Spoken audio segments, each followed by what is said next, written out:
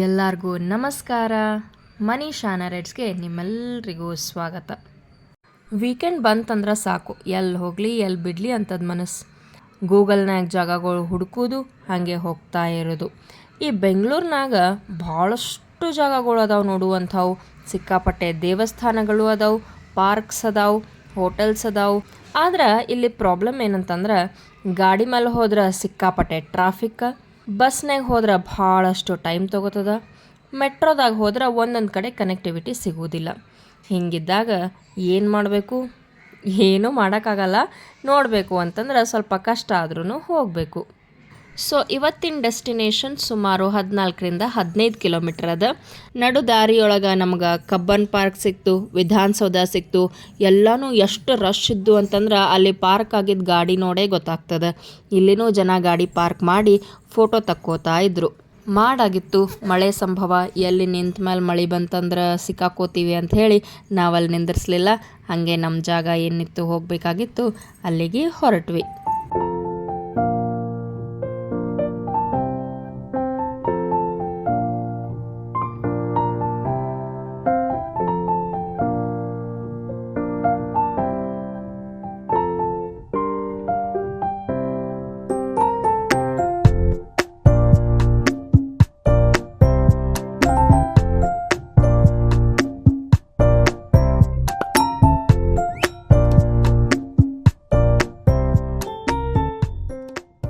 ಹಬ್ಬ ಅಂತೂ ಎಲ್ಲ ಟ್ರಾಫಿಕ್ ದಾಟ್ಕೊಂಡು ನಮ್ಮ ಡೆಸ್ಟಿನೇಷನ್ ತಲುಪಿದ್ವಿ. 14ನೇ ಶತಮಾನದ ಸೋಮೇಶ್ವರ ದೇವಾಲಯ ಇದು ನಿರ್ಮಾಣ ಆಗಿದ್ದು ಯಾವಾಗ, ಯಾರು ನಿರ್ಮಾಣ ಮಾಡಿದ್ರು, ಇಲ್ಲಿ ಇರುವಂತಹ ದಂತಕಥೆಗಳೇನು, ಇದೆಲ್ಲ ನಾನು ನಿಮಗೆ ಇವತ್ತು ಚರ್ಚೆ ಮಾಡ್ಕೊಡಕ್ಕೆ ಬಂದೀನಿ. ಇವತ್ತಿನ ಸಂಚಿಕೆನೇ ಈ ಸೋಮೇಶ್ವರ ದೇವಾಲಯ.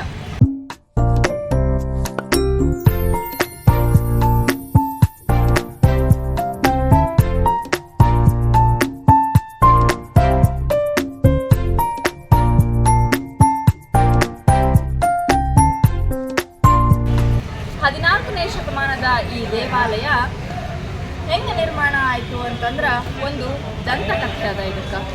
ಒಬ್ಬ ರಾಜವಂಶದ ವ್ಯಕ್ತಿ ಬೇಟೆಯಾಡಕ ಈ ಕಾಡಿನೊಳಗೆ, ಹಲಸೂರು ಅಂಥೇಳಿ ಈ ಪ್ರದೇಶದ ಹೆಸರು, ಈ ಕಾಡಿನೊಳಗೆ ಬಂದು ಬೇಟೆಯಾಡಿದ ನಂತರ ಇಲ್ಲಿ ಒಂದು ಮರದ ಕೆಳಗೆ ವಿಶ್ರಾಂತಿಯನ್ನು ಪಡೀತಿರ್ತಾರಂತ.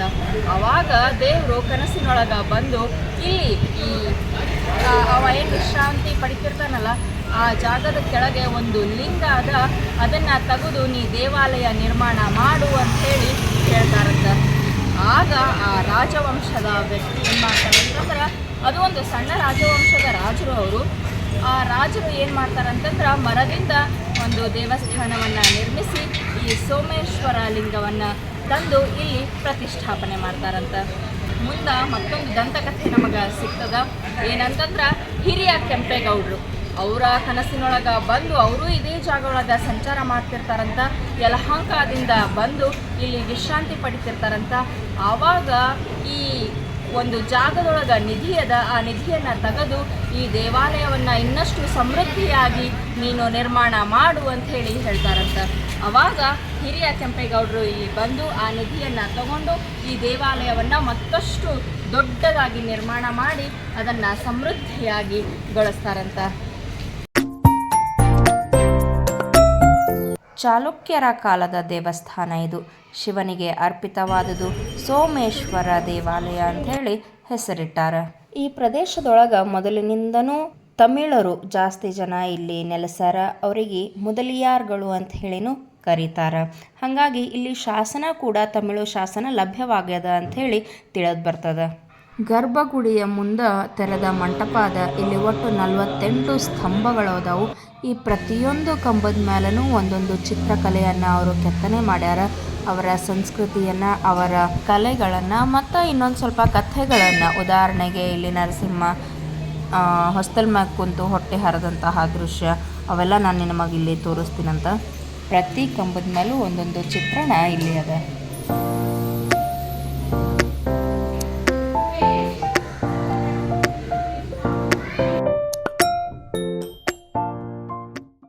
ಇಲ್ಲಿ ನೋಡ್ರಿ, ವಾದ್ಯ ನುಡಿಸುವಂತಹ ಒಂದು ಕೆತ್ತನೆ, ನಡುವಂಥ ಒಂದು ಹೂವಿನ ಅಲಂಕಾರ.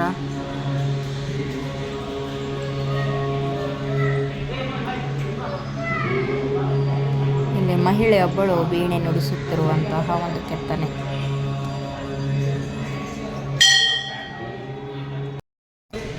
ಇದು ಮಂಗ ಒಂದು ಹಣ್ಣನ್ನು ತಿಂತಾ ಇರುವಂತಹ ದೃಶ್ಯ. ಇಲ್ಲಿ ಕೆಳಗೆ ನೋಡಿದ್ರೆ ಇದೊಂದು ನೃತ್ಯ ಭಂಗಿ.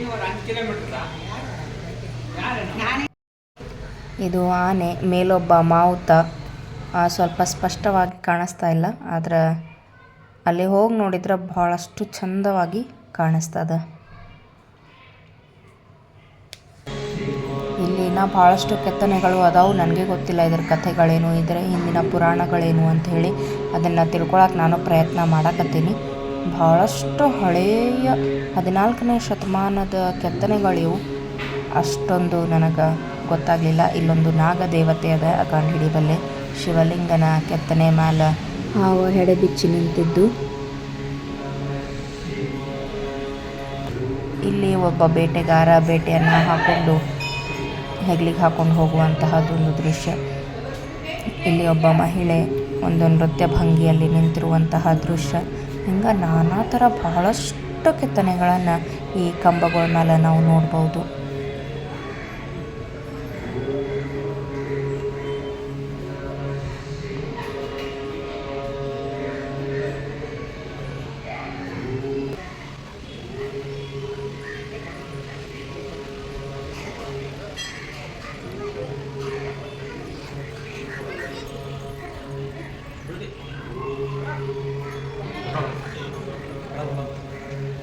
ಇನ್ನು ಗರ್ಭಗುಡಿ ಪ್ರವೇಶಿಸಿದ್ರೆ ನಮಗೆ ಶಿವಲಿಂಗನ ದರ್ಶನ ಆಗ್ತದೆ. ಶ್ರೀ ಸೋಮೇಶ್ವರ ಸ್ವಾಮಿ ಸನ್ನಿಧಿ ಇದು. ಭಾಳಷ್ಟು ಹೂವುಗಳಿಂದ ಪತ್ರೆಗಳಿಂದ ಅಲಂಕೃತಗೊಂಡ ಈ ಶಿವಲಿಂಗವನ್ನು ನೋಡಿದ್ರೆ ಮನಸ್ಸು ತೃಪ್ತಿಯಾಗ್ತದೆ. ಆರತಿ ತಗೊಂಡು ಪ್ರಸಾದವನ್ನು ಸ್ವೀಕರಿಸಿದ್ವಿ. ಅಲ್ಲೇ ಸುತ್ತಲೂ ಪ್ರದಕ್ಷಿಣೆ ಹಾಕಕ್ಕೆ ಒಂದು ಸಣ್ಣ ದಾರಿ ಮಾಡ್ಯಾರ. ಅಲ್ಲಿ ಮಾಂಡವ್ಯ ಮಹರ್ಷಿಯರ ಮೂರ್ತಿಯನ್ನು ಸ್ಥಾಪನೆ ಮಾಡ್ಯಾರ. ಇವರು ಯಾರಂತ ನಿಮಗೆ ಗೊತ್ತಾ? ಒಂದು ಸಣ್ಣ ಕತೆ ಹೇಳ್ತೀನಿ ಕೇಳ್ರಿ. ರಾಜನ ಆಸ್ಥಾನದಲ್ಲಿ ಬಂಗಾರ ಕಳುವಾಗಿರ್ತದೆ. ಆವಾಗ ಹುಡುಕ್ಸ್ಬೇಕಂಥೇಳಿ ಕಳಿಸ್ದಾಗ ಕಳ್ಳರು ಈ ಮಾಂಡವ್ಯರ ಆಶ್ರಮದಲ್ಲಿ ಆ ಆಭರಣಗಳನ್ನಿಟ್ಟು ಓಡಿ ಹೋಗಿರ್ತಾರೆ.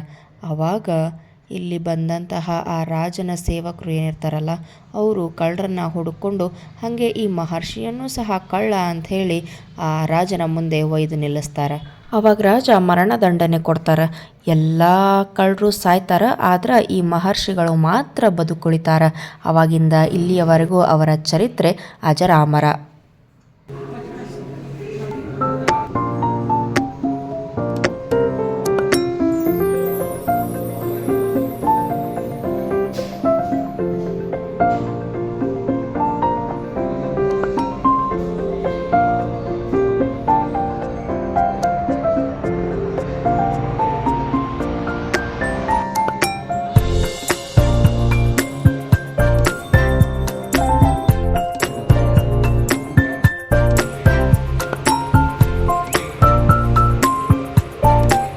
ಪ್ರದಕ್ಷಿಣೆ ಹಾಕ್ಕೊಂಡು ಹೊರಗೆ ಬಂದ್ವಿ.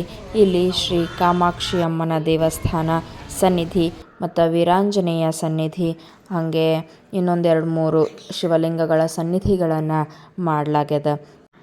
ಮತ್ತು ಮುಂದ್ಗಡೆ ಬಂದ್ರೆ ಬಸವಣ್ಣನ ಒಂದು ಮೂರ್ತಿಯನ್ನು ಮಾಡ್ಯಾರ. ಒಳಗೂ ಒಂದು ಮಾಡ್ಯಾರ ಮತ್ತು ಗರ್ಭಗುಡಿ ಒಳಗೂ ಒಂದು ಮಾಡ್ಯಾರ. ಒಟ್ಟು 3 ಬಸವಣ್ಣನ ಮೂರ್ತಿಯನ್ನು ನಾವಿಲ್ಲಿ ನೋಡ್ಬೋದು.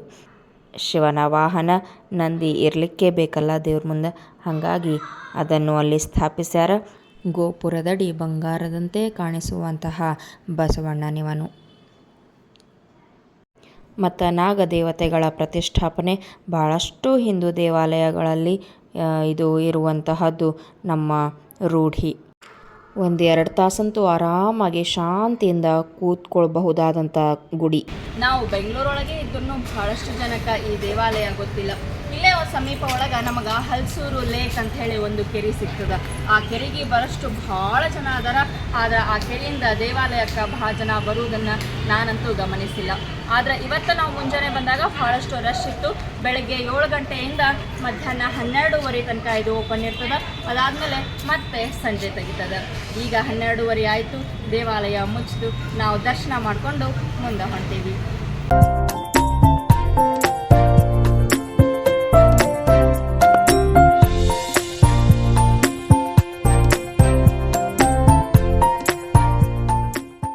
ಇಲ್ಲೇ ಗುಡಿ ಹಿಂದಿನ ಬಾಜು ಉಡುಪಿ ಹೋಟೆಲ್ ಅದ.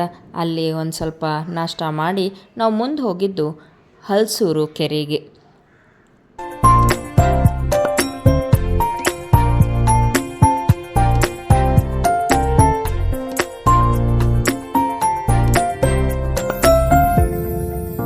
ಗುಡಿಯಿಂದ 2.5 ಕಿಲೋಮೀಟರ್ ಅಷ್ಟೇ. ಇದಕ್ಕೆ ಹಲಸೂರು ಅಥವಾ ಉಲ್ಸೂರು ಕೆರೆ ಅಂತ ಹೇಳಿ ಕರೀತಾರೆ. ಕೆಂಪೇಗೌಡರ ಕಾಲದಲ್ಲಿ ರಚನೆಯಾಗಿದ್ದ ಈ ಕೆರೆಯ ಅರ್ಧ ಭಾಗವನ್ನು ಈಗ BBMP ನೋಡ್ಕೋತದ, ಮಹಾನಗರ ಪಾಲಿಕೆಯವರು, ಮತ್ತು ಇನ್ನೂ ಅರ್ಧ ಭಾಗ ಮದ್ರಾಸ್ ಇಂಜಿನಿಯರಿಂಗ್ ಗ್ರೂಪ್ದವರು ನೋಡ್ಕೋತಾರೆ. ಮುಂಜಾನೆ 5ರಿಂದ 10, ಸಂಜೆ 4ರಿಂದ 7 ಅಷ್ಟೇ ಇಲ್ಲಿ ಟೈಮಿಂಗ್. ಬಂದ್ರೆ ಮುಂಜಾನೆ ವಾಕಿಂಗಿಗೆ ಬರಬೇಕು, ಸಂಜೆಗೆ ಬಂದ್ರೆ ಬೋಟಿಂಗ್ ವ್ಯವಸ್ಥೆ ಅದು ಇರ್ತದೆ. ಅದನ್ನು ರಮಣೀಯವಾಗಿ ದೃಶ್ಯವನ್ನು ನೋಡ್ಕೋತಾ ಬೋಟಿಂಗ್ ಮಾಡುವಂತಹ ಸುವ್ಯವಸ್ಥೆ ಇಲ್ಲಿ ಕಲ್ಪಿಸಲಾಗ್ಯದ. ನಾವು ಹೋದಾಗ ಇಲ್ಲಿ ಒಳಗೆ ಹೋಗೋಕ್ಕಾಗಲಿಲ್ಲ, ಯಾಕಂದ್ರೆ ಆಲ್ರೆಡಿ ಟೈಮ್ ಆಗಿತ್ತು. ಹಾಗಾಗಿ ಮುಂದಿನ ಭೇಟಿಗೆ ಕಾಯೋಣ ಅಂತ ತಿಳ್ಕೊಂಡು ಮನೆ ದಾರಿ ಹಿಡಿದ್ವಿ.